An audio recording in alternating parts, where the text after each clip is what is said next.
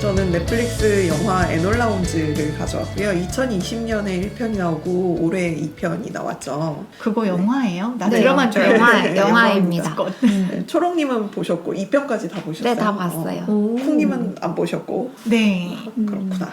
네, 우리 셜록 홈즈에게는 형이 한 명 있지 않습니까? 네. 마이크로프트라는 형이 있는데 영국 정부에서 일하고 홈즈가 말하기를 자기보다 머리가 더 좋지만 이렇게 성격이 게으르시잖아 해서 뭔가 사건에 자기가 직접적으로 해결하려고 들지 않는다. 그리고 막 사교 클럽도 그 클럽 내에서는 아무에게도 말 시키지 않는 그런 클럽을 조직해서 거기 클럽만 왔다 갔다 한다. 이런 성격의 그런 형이 하나 공식적으로 존재를 하는데 그걸 보면 이제 뭐 어쨌든 이 집안 사람들은 다 똑똑한가 보다라는 생각이 들잖아요. 거기에서 그럼 그 밑에 여동생이 있다면 걔도 똑똑하겠네? 이런 이제 상상력에서 출발한 작품이고요. 영화 배경은 당연히 셜록 홈즈가 활동했던 빅토리아 시대를 배경으로 하고 있습니다. 1편은 경쾌한 음악과 함께 이제 한 소녀가 열심히 자전거를 타면서 시골 산길을 질주하는 거에서 시작을 해요.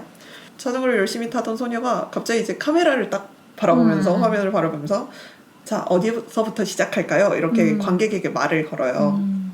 자기 이름은 에놀라고 거꾸로 읽으면 언론이 된다. 그래서 홀로라는 뜻인데 엄마가 굉장히 고집해서 지은 이름이고 어렸을 적에 아버지가 돌아가셨어요. 그리고 나이 차이가 많이 나는 오빠 둘은 이게 런던으로 떠났고 오랫동안 엄마랑 둘이서 그런 시골 저택에서 계속 생활을 해왔어요. 그래서 엄마가 근데 보통 엄마가 아닌 거죠. 그래서 그 당시 그 빅토리아 시대에서 여성에게 가르쳤다고 생각할 수 없는 것들을 이제 에놀라에게 모두 다 교육을 시킵니다. 그래서 뭐 역사, 철학, 과학, 스포츠, 무술 이런 것들을 가르치면서 너는 무엇이든 할 수 있고 뭐든지 될 수 있다 이런 식으로 언론으로 이렇게 에놀라라고 이름을 지어준 것도 넌 혼자서 할 수 있다 자립적인 여성이 되어라 이런 뜻으로 지어준 것 같아요. 근데 너무나 이렇게 멋있고 똑똑해 보이고 이런 존경스러우면서도 친구 같은 그런 엄마였는데 딸에게 근데 약간 비밀이 있는 거예요. 그러니까 사적인 영역은 되게 철저히 지켜져야 된다 하면서 자기 침실에도 접근하지 못하게 하고 뭔가 엄마 친구들이 모여서 서재에서 뭔가 수상한 회의 같은 걸 하고 있어요. 그래서 뭐 하나 싶어서 이렇게 가면 되게 좀 차갑게 하면서 문을 탁 닫아버리고 뭐 이런 부분들이 있습니다. 궁금증을 유발하는군요. 네. 10대에게 이러면 굉장히 상처받지 않을까요? 그리고 막 더 득달같이 알아내려고 하지 않겠어요? 네. 그럼에도 이제 에놀라는 착한 딸이니까 엄마의 퍼스널 스페이스를 철저하게 지켜주면서 말을 잘 듣는 그런 딸이었는데 그 에놀라의 세상의 전부였던 엄마가 16 생일날 갑자기 사라집니다. 네. 그리고 에놀라에게는 엄마가 손수 제작한 꽃말 카드 이거 하나만 딱 남기고 사라져요. 아니 남긴 것이 너무 초라한 거 아닌가요? 아니 어린애 남기고 떠나지 말라고. 그러니까 항상 16살쯤 되면은 떠나더라.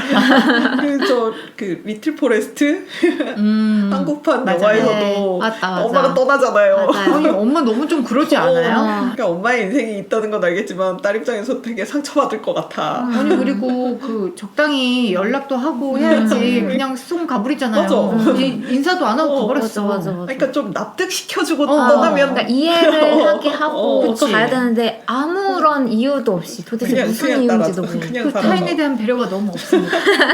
물론 스토리상 미스터리가 필요하기 때문에 그렇겠죠. 네, 하지만 네, 맞습니다. 네, 현실에서 아이들 이러지 맙시다. 배려해달라. 그래서 에놀라는 이제 오빠들한테 도움을 요청하기로 하고 바로 지금이 그 오빠들을 마중하러 가는 길이에요. 그래서 자전거에 익숙하지 않은 에놀라가 막 넘어지고 하면서 기차역에 도착을 하고요. 이제 기차역에서 내리는 키 큰 남자를 보면서 에놀라는 자기의 둘째 오빠 셜록 홈즈를 소개를 합니다. 셜록이 나오는구나. 네. 나옵니다. 이미 유명한 탐정이고 학자이면서 화학자고 뭐 바이올린의 거장이며 사격의 명수, 연역 추론의 귀재마고를 엄청 이렇게 수식어를 갖다 붙여요. 그러니까 그 오빠를 설명하는 부분에서 뭐 신문 기사라던가 오빠 사파라던가 이런 부분이 계속 이렇게 약간 애니메이션처럼 네. 이렇게 착착착착착 탁 이렇게 전개가 되는데 뒤에 보면 에놀라가 오빠 나온 기사는 다 스크랩해서 보고 있어라고 이렇게 말을 하거든요. 그게 아마 에놀라의 스크랩북인 것 같아요. 그래서 약간 동경하는 그런 오빠가 방문을 해온 거죠. 설레는 마음으로 되게 오랜만에 만난 오빠를 이렇게 반기려고 하는데 이렇게 큰 오빠와 둘째 오빠가 무심하게 그냥 자기를 쓱 지나가 버립니다. 못 알아보고. 네, 너무 어렸을 때 헤어져가지고 동생이라고 생각을 못한 거예요. 그래서 되게 에놀라가 소심하게 미스터 홈즈, 앤 홈즈 막 이러면서 이렇게 부르거든요. 그래서 홈즈 씨 이렇게 두 명을 이렇게 불러서 동생인 거를 납득시키고 봤더니 첫째 오빠인 마이크로프트는 어이가 없는 거예요. 레이디가 숙녀가 지금 흑투성이가 돼서 막 머리 모자도 없고 장갑도 없고 난리가 났어요. 그래서 너 모자랑 장갑은 어디 있냐? 라고 하니까 모자는 머리가 가려서 안 쓰고 장갑은 있어본 적이 없는데요. 막 이런 식으로 말을 하고. 되게 말갈량이 같은 네. 느낌. 그리고 셜록은 약간 재밌어하는 표정으로 그냥 좀 봐요. 그래서 네가 왜 여기 왔냐? 그러니까 아니 전보로 여기서 만나자고 하지 않았냐 오빠가 그랬더니 아니 나는 마차를 보내달라는 거였다라고 해요. 그러니까 에놀라가 무슨 마차요? 라고 이렇게 말을 하고 오빠는 내 돈으로 산 마차라고 이렇게 말을 하는 거죠. 알고 보니 어머니가 매년 이제 오빠한테 생활비를 탔어요. 왜냐면 이제 그 당시는 여성이 네, 재산을 가질 수 없기 때문에 뭐 죽은 남편의 재산이 다 이제 큰아들한테 상속이 됐기 때문에 어머니는 생활비를 받았어야 되는 처지가 됐는데 굉장히 꼼꼼하게 마부의 삭, 뭐 마차, 뭐 하인, 요리사, 뭐 정원사 뭐 이런 비용들을 다 요구를 하고 뭐 에놀라의 음악교사, 미술교사 막 이런 식으로 다 청구를 했는데 알고 보니. 집에 왔더니 뭐 아무도 마차도 없고 정원은 뭐 황폐해서 잡초들이 막 하고 저택도 담쟁이 덩굴이 뭐 예쁘게 자란 것도 아니고 거의 뭐 그냥 집을 휘감고 있고 거실은 엉망이고 하인들은 없고 에놀라는 단 한 번도 가정교사를 만나본 적이 없다라는 거예요. 그래서 그 상태로 지금 어머니가 사라진 거죠. 그래서 큰 오빠는 엄마가 미쳤나? 노망이 났나? 근데 그러기에는 지금까지 보내왔던 그 생활비 내역서가 너무너무 꼼꼼하고 막 매년 인상되는 그 하인들의 삭까지 이렇게 치밀하게 계산되고 막 이런 게 있었거든요.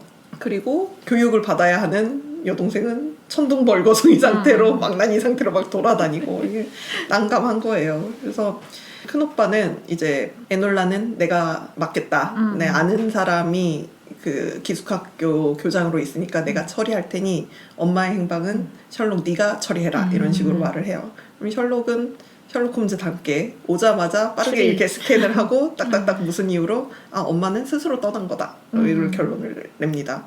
근데 에놀라가 다시 돌아올까요? 라는 질문에는 대답을 못해요. 그래서 오빠가 에놀라를 기숙학교로 보내려고 하잖아요. 되게 보수적이고 첫 만남부터 막 에놀라의 모든 상태를 부정하거든요. 근데 뭐 그냥 셜록은 에놀라가 원체 평소에도 동경하기도 하고 에놀라 상태 보고 뭐라고 하진 않았거든요. 그래서 에놀라는 조금 작은 오빠가 도와주지 않을까. 그래서 큰 오빠가 기숙학교를 날 보내려고 하는데 오빠가 날 맡아달라. 오빠가 날 교육시키고 이끌어달라 라고 하는데 그 셜록은 조금 미안해 하지만서도 너는 큰형의 일이야 이런 식으로 딱 선을 긋습니다. 왜죠? 왜 발 빼는 거죠? 귀찮은 건 싫으니까. 약간 사람과의 관계를 이렇게 싫어하는 셜록 홈즈니까요. 그래서 에놀라는 꼼짝없이 이제 초면에 대놓고 가슴 사이즈나 허리 사이즈를 재고 막 코르셋을 입히려고 하는 그런 교장 선생님이 있는 그런 기숙학교로 가게 생겼어요. 그럼 어떻게 해야 되겠습니까? 도망가야 돼요. 그쵸. 가출을 해야 되겠죠. 네. 네, 그래서 에놀라는 아무래도 엄마가 남긴 꽃말 카드에 뭔가가 암호가 있을 거다라고 생각해서 그 암호를 다 해독을 하고 이제 봤더니 비밀 장소에 엄마가 남긴 거금의 돈이 있었어요. 오. 그때 그렇게 모아놓은 네, 돈? 모아놓은 돈들이 있었고 비자금. 꽤 많았었나 봐요. 왜냐면 나중에 에놀라가 막 어떤 지나가는 거리의 아이한테 옷 바꿔 입으면 5파운드 줄게 라고 이렇게 말을 하거든요. 근데 그 당시 셜록 홈즈 주황색 연구의 도입부를 보면 왓슨이 아프가니스탄 전쟁에 참여하고 나오고 이제 연금을 받는데 네. 하루에 11실링을 받았다고 나오거든요. 근데 20실링이 1파운드예요. 그러니까 그래서 5파운드를 현재 가치로 따지면 한 350파운드 이렇게 된다고 하더라고요. 좀 많은 돈이네요. 그런 돈을 뿌리고 다녔어. 어머니께서 되게 살뜰히 모아놓은 돈을 가지고 에놀라는 가출을 아무도 합니다. 불었으면 어쩔 뻔했어. 네. 그래서 셜록 홈즈의 어릴 적 옷을 입고 기차를 타고 떠나려고 하는데 기차역에 귀족 가문 사람들이 당황한 듯 뭔가를 찾고 있어요. 그리고 뭔가 기차 안에는 수상한 남자가 이렇게 돌아다니는데 그 수상한 남자는 귀족 가문의 그 사람이 3명이 있었는데 그 3명 중 누구와 이렇게 눈짓을 하는지는 모르겠지만 어쨌든 신호를 보내고 이제 기차를 돌아다니고 있습니다. 이상한 일이다 싶어가지고 빈 객실을 그냥 이제 앉아 있는데 빈 객실인데 소리가 나는 거예요. 그래서 뭔가 뭐지? 하고 이렇게 봤더니 위에 선반에 짐가방이 있었는데 거기서 이제 손이 쑥 나오는 겁니다. 그래서 뭔가 이렇게 어설프게 가방을 열려고 하더니 이렇게 바닥으로 떨어지고 떨어진 가방에서 한 소년이 나오면서 자기는 튜크스베리 자작이며 베지를 웨더 후작이다 라고 이렇게 소개를 해요. 아까 역에서 본 귀족들이 찾고 있는 또 하나의 가출 청소년인 거죠. 잘생긴. 잘생겼어요? 잘생겼습니다. 튜크스베리는 본인이 굉장히 지금 기지를 발휘해서 가족들을 피해 여기 가출을 했다는 거에 좀 자부심을 느끼고 있어요. 근데 이제 에놀라가 너 얼간이다 막 이런 식으로 되게 까내리거든요. 그래서 지금 네 가족들이 널 찾자고 한 사람을 지금 보내놨고 그 사람이 지금 객실을 다 수색하고 있는데 금방 잡힐 거다. 그러다가 나는 너하고 네 사건에 휘말리기 싫으니까 난 떠나겠다 하고 그렇게 떠나는데 그럼에도 이제 에놀라가 셜록 홈즈와 가장 다른 점은 애가 동정심과 연민이 깊은 아이거든요. 사람에 대한. 네, 사람이 뭔가 곤란한 거를 못 보고 지나치는 성격이라 떠나려고 하다가도 눈에 밟히는 거예요. 그래서 에이 도와줄까 하고 다시 객실로 가봤더니 그 수상한 남자가 그 객실에 통로 쪽이 아닌 바깥쪽 문을 열고 그 후작을 이렇게 밀어서 죽이려고 하고 있는 거죠. 그래서 에놀라는 그 후작을 데리고 잘 살리고 런던에 도착할 수 있을지 엄마는 왜 사라졌으며 가족 중 누가 후작의 목숨을 노리는 건지 이게 여기서 시즌 끝난 1의 줄거리가 이런 식으로 진행이 됩니다. 살리겠지. 살리겠지. 쭈토리당 살리겠지요. 네, 이 영화는 원작이 있는데요. 낸시 스프링어의 영 어덜트 소설 에놀라 홈즈를 각색한 작품이고요. 원작이 있군요. 네. 원작이 낸시 스프링어는 작품이 50권에 가까울 정도로 굉장히 다작하는 작가고요. 에드거 어워드 최우수 미스터리상, 휴고 어워드 최우수 단편상 이렇게 다양한 수상 경력이 있어요. 그러니까 뭐 미스터리 수상도 하고 SF 수상도 하고 그래서 뭐 장르 가리지 않고 다 잘 다루는 작가인 것 같아요. 특히 이제 영 어덜트 소설을 많이 쓰는데 이 작품 전에도 셔우드 숲의 도망자 소녀 뭐 이런 식으로 로빈 후드에게 딸이 있다면이라는 상상력으로 그런 시리즈를 낸 원작을 적이 약간 있고요. 비틀어서 하는. 네, 그래서 명작 고전에서 영감을 많이 받고 그 고전을 좀 여성적인 시각에서 다시 접근하면 어떨까 뭐 이런 식으로 바라보는 작품들을 많이 쓰는 것 같아요. 잠깐 출판사 쪽에서 잭 더 리퍼가 활보하던 우울하고 어두운 런던을 배경으로 작품을 써달라라고 이렇게 요청을 받고 아 그러면 셜록 홈즈의 딸이 있으면 어떨까 이렇게 접근을 했던 것 같아요. 그래서 딸? 딸로 접근을 하려고 그랬는데 왠지 금욕적인 캐릭터인 셜록에게 딸이 있는 게 조금 설정이 어울리지 않다 엄청 안 보니까 어울린다. 맞아, 안 어울려요. 그래서 나이 차이가 많이 나는 여동생으로 설정을 바꿨다고 합니다. 근데 그 잭더 리퍼가 활약하던 우울한 전혀 아니야. 네, 그런 영화는 그런 배경은 보지는 아니죠. 않았지만 그래도 그 예고편 같은 거 봤잖아요. 네. 되게 밝던데. 엄청 밝은데. 굉장히 경쾌하고 밝은데 아. 근데 그 에놀라 홈즈가 떠나니까 집을 봐주는 가정부가 에놀라는 굉장히 똑똑하지만 세상 물정이라고는 전혀 모른다 이렇게 되게 걱정하거든요. 그래서 그 장면에서 마침 에놀라가 런던에 도착해서 이렇게 놀라는 그런 장면이 나오는데 그때 딱 그 빅토리아 시대의 이렇게 밝은 면이 아닌 좀 어두운 맞아요. 면을 보이는 런던의 약간 지저분하고 노숙인과 막 불황자들이 돌아다니는 그런 모습을 잠깐 보여주기는 하거든요. 네, 그래서 그런 부분들이 조금 보여지지 않았나. 그리고 소설 1편 제목이 에놀라 홈즈 사라진 후작이어가지고 딱 그 영화 1편하고 맞아 떨어지는데 나이들이 조금 더 어려요. 그 영화 에놀라 홈즈는 16살에서 시작하는데 소설은 14살 때 일이고요. 진짜 너무 어린 어린 너무 것이에요. 어려요. 너무 어린데요. 그리고 튜크스베리는 12살입니다.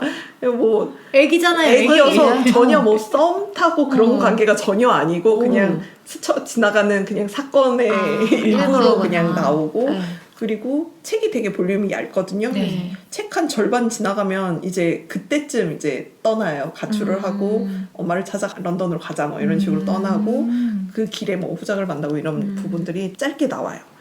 그래서 그 엄마의 실종, 후작의 실종을 같이 풀어가는 기본 토대는 같은데 그 각각 이야기에 더 볼륨을 붙인 게 영화거든요. 그래서 저는 각색을 굉장히 잘했다라고 생각을 하고 엄마의 실종 쪽을 따라가다 보면은 엄마의 비밀 조직에 접근을 하게 되는데 그 엄마가 낱말로 에너그램 하는 걸 되게 좋아하시거든요. 그래서 온갖 게 다 에너그램으로 다 꼬아져 있는데 그걸 해봤더니 어떤 장소가 나오고 그 장소에 가봤더니 폭탄이 폭탄이요? 준비되어 있고 그래서 대체 엄마는 뭘 하려고 했었던 것인가 뭐 이런 부분들이 있고 근데 이 부분은 스포일 수도 있기는 하겠지만 이제 영화의 핵심적인 주제랑 맞닿아 있는 부분이어서 말씀드리면 엄마가 사실은 여성 참정권을 주장하는 서프러제트였던 거죠. 그래서 좀 그 중에서도 급진적이고 좀 과격한 활동을 주도했던 사람으로 본격적으로 그런 활동을 하기 전에 이제 에놀라가 좀 위험해질 것 같아서 떠났던 것이고 후작도 그 원작 소설에서는 너무 애기잖아요. 그래서 엄마가 막 이렇게 프릴 같은 걸 피우고 그러거든요. 그러니까 엄마가 자기를 너무 애처럼 보고 과보하는 게 싫어서 떠난 걸로 이런 식으로 묘사가 되는데 영화에서는 가족들이 군대에 보내려고 하는 거예요. 근데 튜크스베리 성격 자체가 폭력적인 걸 싫어하기도 하고 좀 자기는 이렇게 아버지를 따라서 식물학자처럼 이렇게 식물의 이름을 외우고 뭐 활용하고 이런 걸 좋아하는데 가족의 기대와는 좀 다르고 좀 무섭기도 하고 그래서 이렇게 도망친 걸로 나오거든요. 그러면서도 참정권 확대에는 조금 긍정적인 입장이어서 약간 진보적인 성향의 진보적인 느낌이었어요. 성향의 귀족이었어요. 그래서 전체적으로 그 시대의 격변 속에서 진보적인 입장을 대표하는 게 엄마랑 튜크스베리랑 에놀라가 있고 반대편에 이제 튜크스베리 남은 가족들과 그리고 마이크로프트 굉장히 세상이 어떻게 되려고 참정권을 확대하자 그래 막 영국은 망했어 막 이러거든요 형이 그런 가족들이 있고 그런 식으로 약간 두 세력이 대립되는 그런 이야기들을 원작 소설에 되게 적절하게 잘 끼얹은 것 같아요. 제가 그 1편을 그 나왔을 무렵이었을 거예요. 그냥 넷플에 떠 있길래 근데 제가 또 추리도 좋아하고 홈즈도 좋아하니까 그리고 약간 밝은 걸 보고 싶어서 그냥 봤는데 너무 저는 되게 재밌게 봤거든요. 그리고 그 편집도 맞아요. 네, 되게 재밌어요. 양치님이 말한 것처럼 에놀라 홈즈가 관람객들을 보고 말을 거는 그런 것도 종종 나와서 재밌고 약간 셜록처럼 그 드라마 셜록처럼 되게 빠른 편집이고 흐름도 빠르라서 네. 재밌어요. 그리고 그거 말씀드리려고 했는데 이 영화의 가장 큰 매력이 편집이 되게 좋거든요. 그래서 인물들의 사진을 가지고 인형놀이 그 종이 인형 막 가지고 놀듯이 하는 애니메이션을 이용을 해가지고 되게 사건의 요약이나 아니면 자기가 이제까지 지내왔던 일들 이런 사건들을 설명할 때 그냥 계속 설명만 하면 지루할 수 있는 부분들을 그렇게 애니메이션을 적절히 섞어서 되게 리드미컬하게 이렇게 편집을 잘 했고 그리고 이제 그 관객에게 직접 말을 거는 그런 장치를 많이 이용을 하거든요. 맞아요. 근데 이게 호불호가 있을 수가 있는데 왜냐면 에놀라가 굉장히 위급한 순간에서마저 관객들한테 이 말을 다음은 자꾸 어떻게 걸어요. 될까요? 뭐 이런 식으로 말을 걸어서 이렇게 막- 몰입을 깬다라는 입장이 있을 수도 있는데 막 싸우다가 말을 탁 걸어 잠깐 순간 멈칫하는 순간에 이건 제가 설명드릴 수 있어요. 막 이러면서는 막 말하는데 근데 저는 그 재밌었어요. 네, 저도 재밌었어요. 저는 원래 좀 독백 많은 영화 좋아하거든요. 그래서 그 독백하는 목소리 듣는 것도 좋아하고 그리고 여기서는 그냥 단순히 독백이 아니라 계속 말을 걸잖아요. 그러면서 말을 걸기도 하고 셜록이 되게 좀 냉정한 말을 하면 상처받은 표정을 이렇게 관객들한테 보여주면서 제 말하는 것 좀 봐 뭐 이런 표정을 짓기도 하고 동정을 네. 약간 좀 더 캐릭터와의 거리를 좁히는 장치를 한 것 같아요. 그래서 좀 친구 가족사 듣는 것 같고 친구와 모험을 같이 해주는 것 같고 그래서 좀 에놀라의 모험에 더 동참하는 그런 분위기. 느낌이 드는 거죠. 영화는 2020년에 처음 나왔고 감독은 해리 브래드비어고 각본의 잭손이거든요. 근데 잭손이 해리포터 연극인 해리포터와 저주받은 아이 연출과 극본을 맡았던 오. 분이시더라고요. 그래서 저는 그거 예전에 듣고 볼드모트 딸이 나온다 그래가지고 아 뭐 거기까지 가 그만해 뭐 이런 입장이어가지고 네. 그 작품은 좀 전혀 안 땡겼었는데 네. 전혀 관심 없다가 네. 이 에놀라 홈즈가 전 상당히 재밌었거든요. 그러니까 오히려 좀 연극까지 관심이 궁금해서. 갔더라고요.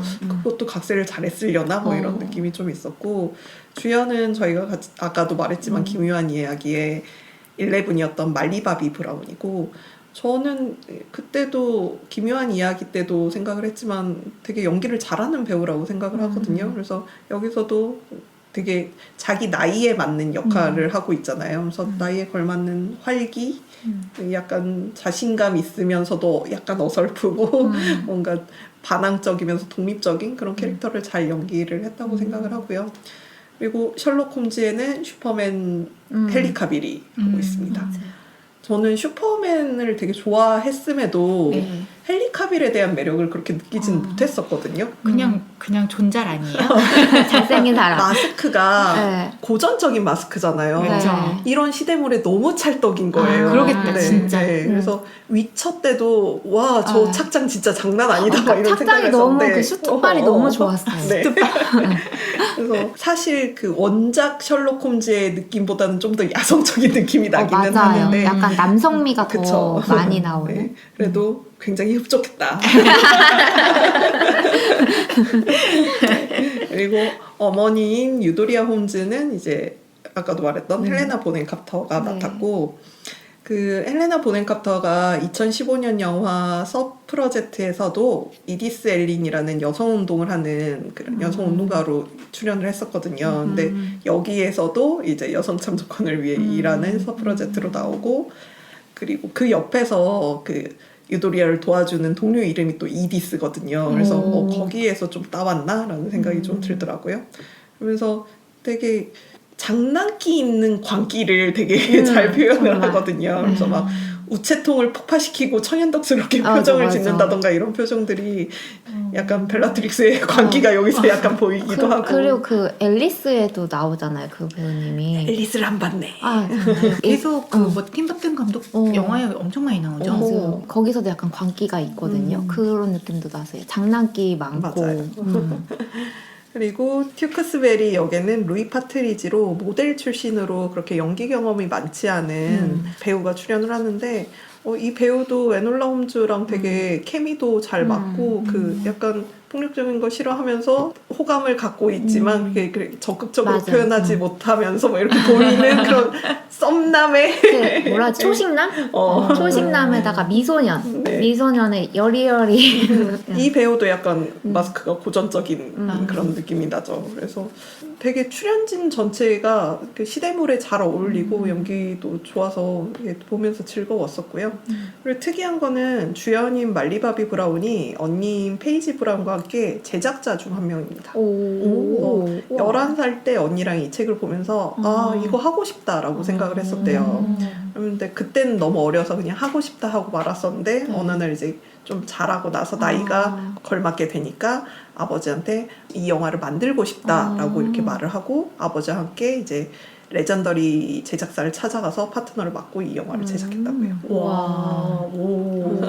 왠지 좀 멋있는데요? 네. 아니 하고 싶다고 하면 할 수 있다. 대단한데?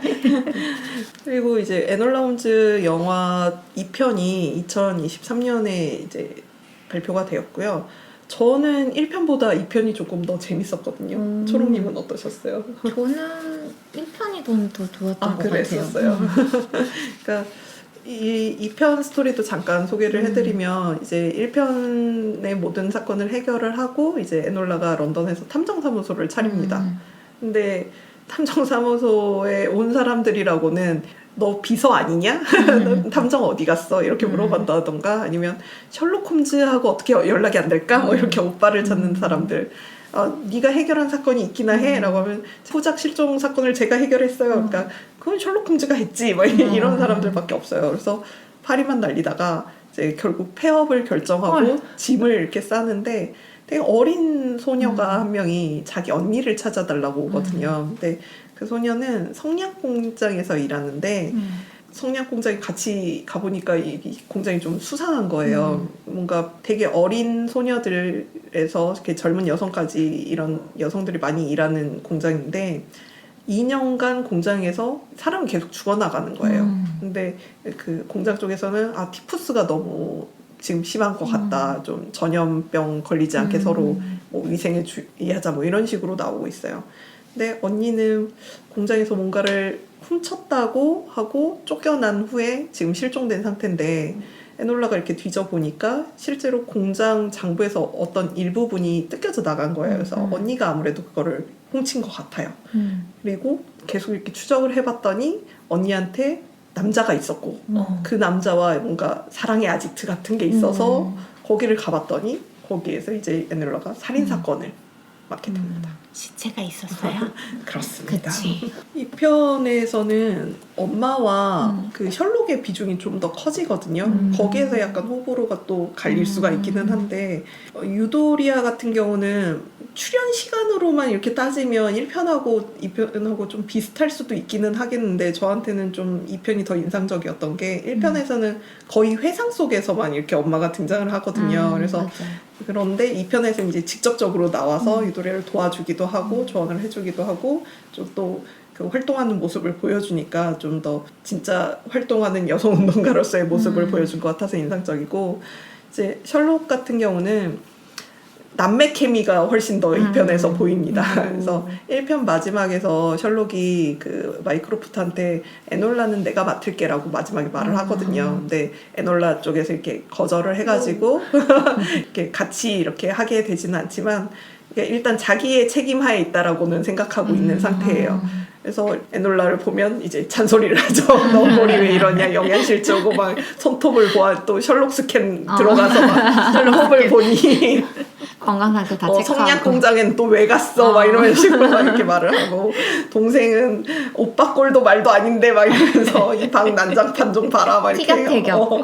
룸메를 구하는 게 낫지 않겠냐 하면서 좀 티격태격하는 그런 장면들이 있으면서 또 셜록 홈즈 본인이 맡은 금융사기 사건이 있거든요. 그래서 본인이 거기를 계속 조사를 하면서 이제 에놀라가 맡은 그 실종 사건이 이렇게 거의 끝에서 이렇게 맞닿게 되거든요. 그래서 그러면서 끝에서 좀 남매가 협업하는 그런 모습도 보여주고 에놀라 홈즈를 보는 사람들은 기본적으로 셜록 홈즈에 대한 애정이 있는 사람들이 좀 보잖아요, 아무래도. 근데 좀 셜록 홈즈의 비중이나 사건 풀어가는 모습, 둘이 같이 끌어가는 모습이 저는 좀 재밌었던 것 같아요. 그리고 술 취한 셜록이라던가 이렇게 마음대로 안 풀리니까 꼬장 부리는 셜록이라던가 이런 모습들도 볼 수 있고요.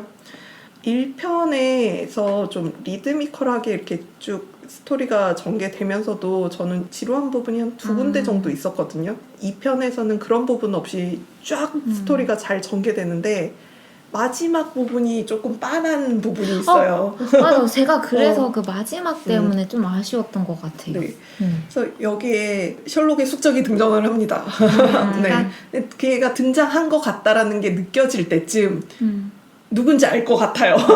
그런 부분들이 있고 그리고 이제 공장 사건이 해결되면서 그게 좀 너무 뭐라고 해야 되지? 교훈적이고 맞아. 좀 그 연출을 세련되게 할 수도 있을 텐데 너무 빤하게 연출을 한 부분이 있어서 그럼에도 저는 저런 빤한 장면이라도 좋다 하면서 좀 좋았었거든요. 저렇게 말도 안 되게 일이 쉽게 풀릴 리가 있어 이러면서도 저런 게 진짜 일어나면 좋지 이러면서 좀 울컥한 부분이 있었는데 근데 그 영화가 끝나고 이 성냥 사건은 실제 있었던 맞아. 여성 파업 운동을 배경으로 한다 이런 말이 딱 뜨는 거예요. 그래서 감동 이러면서 그게 그 약간 너무 좀 영화적인 것 같으면서도 좀 감동이 있긴 있어요. 1888년에 매치걸스 스트라이크라고 하는 성냥 공장 여성 노동자들의 실제 파업을 모티브로 하고 있었는데 이 당시에 원래는 성냥 공장을 우리 지금 성냥은 빨갛잖아요. 네. 근데 흰색 성냥을 썼었는데 그게 더 인체에 해로워서 빨간색으로 바꿨어야 했음에도 아직도 흰색을 쓰고 있었던 공장들이 있었던 거예요. 그거를 어떤 여성 기자가 이제 폭로를 하면서 이것 때문에 그 부르주아들의 부를 축적하기 위해서 노동자들이 이렇게 희생되고 있다라는 기사를 쓰고 그거를 거기에 힘을 받아서 세라 체프먼이라는 실제 노동자가 이제 자기 동료들과 같이 2주 동안 파업을 주도를 해가지고 좀 유의미한 양보를 이끌어낸 그런 실제 파업 사건이 있다고 하더라고요. 그래서 공장에서 사람들이 계속 죽었던 게 그 물질 때문이었나 그쵸. 보군요. 네. 네. 스포가 돼버렸어. 어떡해. 뭐 근데 실제 사건이기도 하고 해서 상관없죠. 네. 그래서 전체적으로 1편도 그렇고 2편도 그렇고 여성 참정권에 대해서 말하는 거나 아니면 여성 노동자의 연대를 말하는 그런 전체적인 메시지도 되게 마음에 들고 그리고 1편은 솔직히 추리적인 부분이 조금 약하기는 하거든요. 미스테리라기보다는 약간 활극에 활극 같아. 액션 가까운 활극. 네, 그런 부분이 있는데 그것도 나쁘지 않은데 2편은 그 오빠 사건도 있고 얘가 끌어가는 사건에 단서들이 계속 주어지면서 뭔가 정말 추리를 해나간다는 느낌이 들거든요. 그래서 미스터리적인 부분도 2편이 좀 더 보완이 됐다고 생각을 해서 저는 2편이 상당히 재밌었고 말리 바비 브라운과 헨리 카빌이 더 늦기 전에 한 3편 정도만 더 해줬으면 좋겠어요. 3편이나. 저도 이거 시리즈물로 좀 계속 나오면 좋겠어요. 재밌어가지고 에놀라 홈즈가 여러 사건을 좀 더 주도적으로 해결하는 모습을 좀 보면은 더 재밌지 않을까. 네. 흥행 성적이 괜찮지 않나요? 시즌 1은 굉장히 상위권이었던 것 같고 근데 시즌 2는 어땠는지 모르겠어요. 올해 나왔던 거라서 이게 뭐 연말 되면 좀 최종적인 결과가 나오지 않을까. 아직 시즌 3가 확정됐다는 얘기는 못 본 것 같거든요. 네. 많이들 보시고 시즌 3가 나와줬으면 좋겠네요. 근데 저 여기서 갑자기 궁금한 거 에놀라 홈즈에서도 셜록을 다른 배우가 맡았잖아요. 근데 지금까지 셜록을 맡은 배우분들이 좀 몇 분 있잖아요. 그렇겠죠? 근데 제가 아는 거는 그 영화에서 그 로버트 다우니 주니어. 맞아요. 로다주. 로다주가 맡은. 저는 셜록. 로다주 정말 안 어울렸다고 생각합니다. 저도요. 저도요. 저도요. 실패한 캐스팅. 그렇게 느끼하고 가볍고 그런 셜록이 어디 있습니까? 키도 작고. 여기서는 더 어울리나요? 그 잘생 셜록? 근데 저는 컴버배치가 제일 어울린다고 생각해요. 셜록은. 아, 그래요? 그 셜록 영화판에 또 그 시대의 배경을 바꿔가지고 빅토리아 시대로 한번 나온 적이 있었잖아요. 유령 신부였나? 나 봤는데요. 나도 본 것 같은데. 아 그게 빅토리아 시대였구나. 그때 정말 와 셜록 홈즈 같다 이런 생각을 했었거든요. 네. 복장까지 이렇게 갖춰지니까. 저도 이제 셋 중 비교하자면 가장 원작에 가까운 거는 컴버배치의 셜록인 것 같고. 그리고 에놀라 홈즈에 나온 셜록은 되게 미국 미남 같은 느낌이에요. 약간 영국 느낌이라기보다는 저한테는. 나는데? 그래요? 네. 저는 조금 더 약간 너무 미남이어가지고 셜록 홈즈가 저렇게 미남일 것 같진 않다. 그리고 약간 저에게 있는 셜록은 약간 매부리코이랑 약간 코도 크고 길쭉한 얼굴형도 길쭉하고. 얼굴에 있죠. 근데 에놀라 홈즈의 셜록은 코도 오똑하고 예쁘게 오똑한 약간 다비드상처럼. 그 원작 소설 보면 에놀라가 셜록을 꼭 빼닮았다고 나오거든요. 그러면서 이렇게 마이크로프트가 막 잔소리하면서 너는 뭐 신부 수업이나 받아라 막 이렇게 했을 때 나는 이미 셜록 오빠를 닮았는데 이미 끝난 거 아니야? 이렇게 에놀라가 자조적으로 말하는 부분이 캐스팅이 있어요. 너무 잘생긴데. 너무 잘생겼어. 아니 근데 게임 속에서 그 원래 중년 홈즈가 딱 그 말씀하신 그런 스타일이에요. 약간 얼굴이 길쭉하고 코도 약간 매부리코 같고. 근데 에놀라 홈즈의 셜록은 그런 게 있죠. 저도 어렸을 때 저 첫째이기 때문에 언니나 오빠 있었으면 좋겠다라는 생각을 많이 했었거든요. 그러니까 그런 소녀들의 믿음직한 오빠가 있었으면 좋겠다라는 판타지를 되게 완벽하게 충족시켜주는 그런 부분이 있습니다. 그쵸. 저희 다 오빠 없잖아요. 네. 오빠에 대한 환상 되게 있죠. 물론 현실은 현실 남매들이야. 오늘 저희 셜록 홈즈를 주제로 이야기해봤습니다. 초록님은 단편집, 그 셜록 홈즈뿐만이 아닌 다른 미스터리 단편집 함께 소개해주셨고 저는 게임 들고 왔고 양찌님은 넷플릭스 영화 소개해주셨네요. 오늘 녹음도 여러분 모두 수고하셨고요. 저희는 59화로 다시 돌아오겠습니다. 들어주셔서 감사합니다. 감사합니다.